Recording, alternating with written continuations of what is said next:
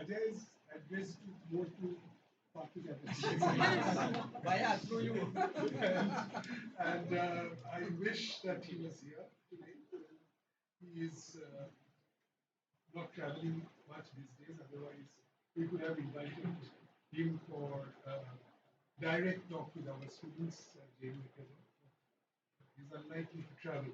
And I'm not going to take the onus of responding on his behalf, but I think that some of the very interesting and important questions that Ajay and Krishna raised, they require to be answered in, and I don't think that I will be able to adequately respond to all the questions, but I think that the provocative as they are, they demand certain responses, and because after all, this I always say in the class that our social science is a conversation. This is not something that you come as the ultimate truth, or you discover the ultimate truth and you sort of flag it around and so on. It's a conversation, it's a debate which goes on. And it's a matter of shade, it's a matter of quality. Now, let me start with the end. At the end, the kind of questions are very important and pertinent questions that Ajay raised about community and ascriptive identity of the community and associational identity of the party. If associational identity of the party really takes over the ascriptive identity of the community, then are we witnessing certain reversal of valorization of the community that we found in sections of subaltern idea of subaltern politics, in post-colonial theories, and so on and so forth. But as Ajay is very much aware that not everybody valorized community in that sense. I mean, there are ranges of different takes on community, and I think Chatterjee is particularly interesting because it's very difficult to pin him down to a specific particularistic understanding of any of these ideas, because apparently he walks through binaries, but he doesn't at the same time. This is, for instance, in 2004 article as well, where he talks about community as the building block of political society. He says that these are forged communities. These are not kind of traditional communities. These are new communities which are brought in by the people. And if you take that, a cue from that, a party can also behave like a community. There is no hard and fast separation between a community and associational life when it comes to parties. It can both be associational and community. So that is the problem. That is the problem of our politics. That some of these categories, they don't work as binaries. They are interspersed. And I think that this is the beauty and this is the challenge of our analysis, that how we understand and how we emphasize on certain aspects. That, for instance, take for instance another example, political society and civil society. So in theoretical understanding, what is the standard theoretical format? It will tell you that civil society is made of citizens and political society is made of population groups. Now, any standard commonsensical distinction between the two will tell you that in population group, people are not treated as citizens because they don't have, say, in order to be treated as citizens, you need to have rights. But these people, most cases, they don't have rights. So they are not treated as rights-bearing citizens by the establishment, whatever that is. And as a result, they can only gain acceptance or make their demands fulfilled by organizing, by creating a certain modern community of political society and make demands on ethical grounds of entitlements, right? That we deserve it. Although it is not our right, we deserve it. And therefore we make it, flash it out, we make it a case so that in democratic politics, the establishment is in a way forced to respond to our demands, because that will have a magnum triggering impact in other spheres of life if our demands are not fulfilled. Simply, one good example is that, how, for instance, farmers' loans are waived. Before the elections, the government says that we don't have to pay back the loans, and this happens over and over again. Now, from the strict legal financial terms, this is bad economics. But the government does it because the government knows that the triggering effect of this would be, in a way, conducive to a possibility of re-election.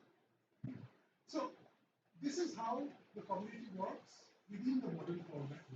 And you can say that this is not citizenship rights, but at the same time, it happens within the modern political sense. And the distinction that we make between civil and political society at that level may not work in that modular. So they get interspersed, and that is the beauty of it. So you are absolutely right, and something that I did not push in this because I think that there is an emphasis on the cooperation part in political system, and what I was looking at was the conflictual. And I could see that the conflictual part is now being instigated because of the specific particularistic interests over certain territorial claim of this franchisee in politics. So political society can be a cradle for violence, and intra-community violence or intra-political society violence. That is exactly what is happening. For instance, in this panchayat election, of those killed, largest section were from the ruling party, and they were killed by the ruling party members. So it's an intra-TMC rivalry. So this is what is happening, because after all, the material interests are being challenged by rival leaders who could create an alternative franchising, and that has to be stopped. This is the kind of a format within which the panchayat election took place. And therefore, what happened is that Mamata Banerjee before the election is on record saying that, many people are opposing us at the ground level, but it doesn't matter because after the election they will all come to our So basically, it demoralizes the opposition.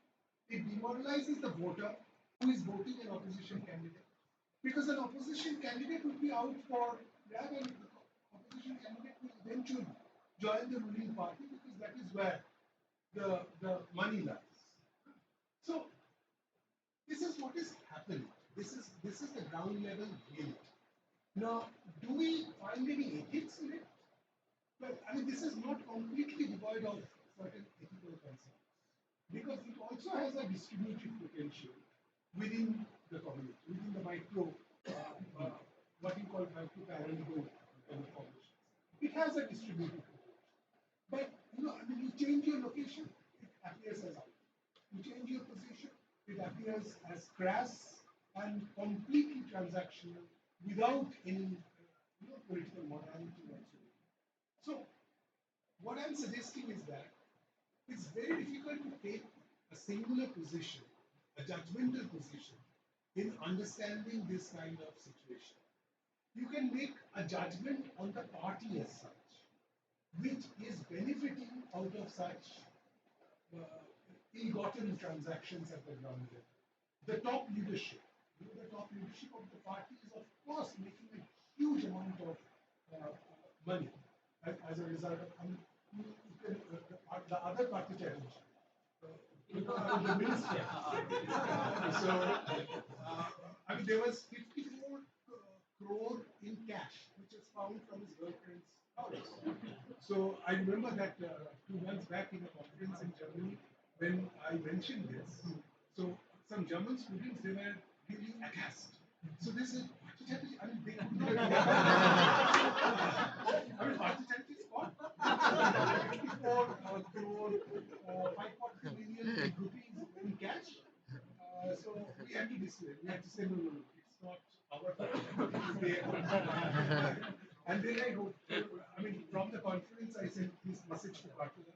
And Partula replied that tell them that even if their Partula Chatterjee has this money, they'll never get it.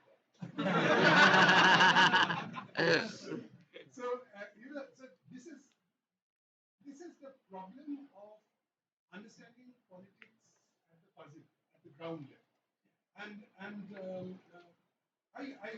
Your concerns are well taken care of, and I'm a little surprised that Partula would say Mamata is a suburban, because that is Ranobi Shawatar's position.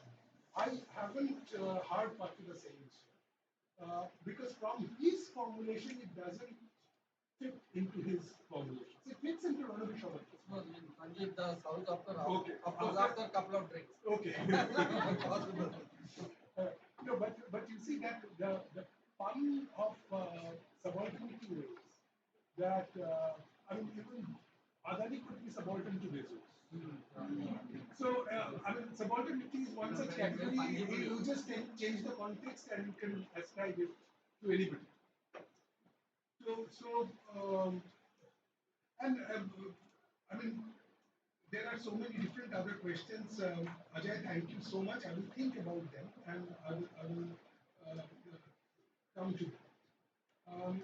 Pushkar, no, yes, partition violence and partition violence is one. You are absolutely right. I mean, in the Hindutva project, partition violence and rekindling of the memory of the past, that is something which is being tried over and over again. Now, but I still think that he didn't work too much. He didn't work, I mean, future will say to what extent. Because BJP can make real good electoral performance in the next election, given the overall national perspective. But the point is, I'm just looking at the constraints. Because partition violence was something that happened in the other part of Bengal for the Hindus, who came from eastern Bengal to this one. And that was continuing for a very long time. Unlike Punjab partition, which happened in one go, this violence continued, it festered, triggered, and then it sort of continued for decades and so on.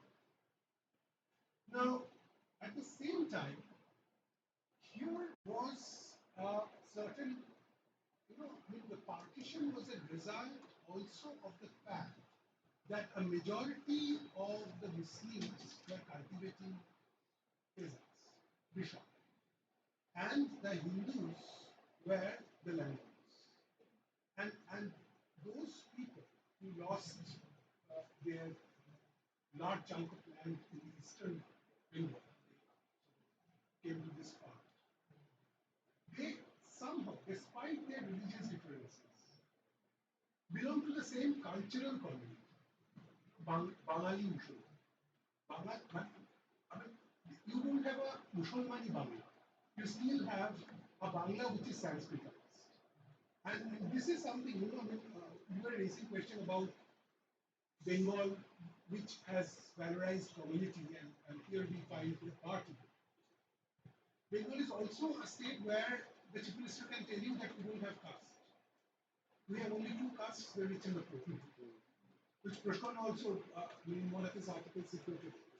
So, I mean, this is because the caste is so invisibilized in the society. It is there, but it's not visible.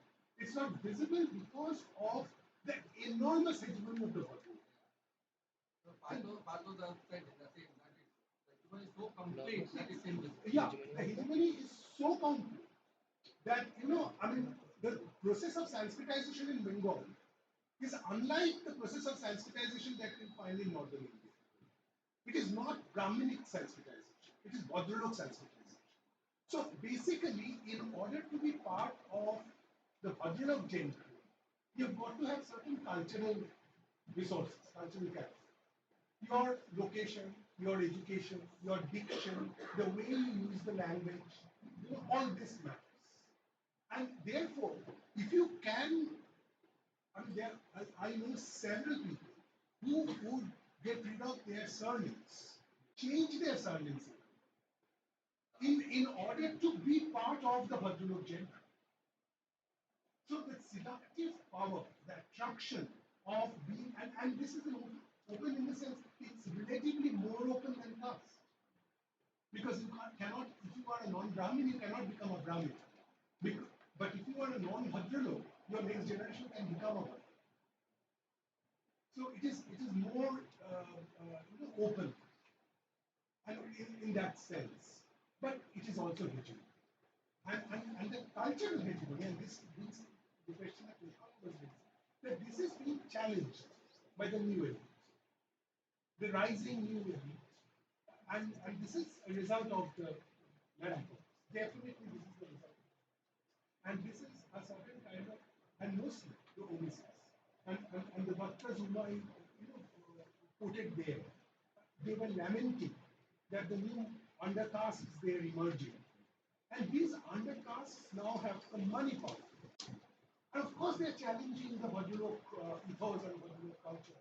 And as a result, what has happened is, and the way Mamata used the Bhadralok ethos, you can imagine, I mean, there was a time when we considered Tagore songs as belonging to a certain coterie. Mamata comes to power and makes it mandatory every traffic signal to play Tagore songs. Every bus stop play out Tagore songs. Basically, this is a defiance. This is on your face. I'm telling you that you cannot retain a certain coterie for yourself. I am making it democratic. I am making it popular. Right. So, I mean, this is something which is happening right now, and this is one of the democratic resources that Mamata has. And with the television serials, with the new cinema, with the nominating cinema artists as candidates in different popular cinema artists as candidates and so on. So this is a new politics, new cultural politics that she has introduced, which is so different from the left. Left was more enlightened, and this is more kind of master. So, I mean, in that sense, Mamata is supporting in that sense that she puts really, I mean, she doesn't care about those enlightenment values. She offers something different, completely different, and she is, I mean, absolutely nonchalant about advertising herself as a poet. With the kind of poetry that she writes, I mean, that's Philista. It's childish. But she doesn't have any problem in sort of propagating it. And there are people behind her, many of them from civil society, who would be considering such poetry as great contributions to the literature. And that is transactional. They must be benefiting out of that kind of cultural backing that they're giving. So there's a churning, there's a huge churning. And this churning is, in a way, shifting the accepted vocabulary of political and civil society, accepted vocabulary of ascriptive and associational identities, and corruption and non-corruption, etc.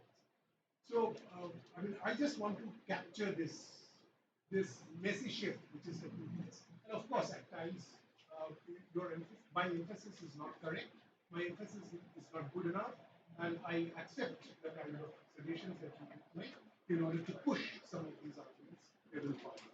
So I will stop here and I will take questions.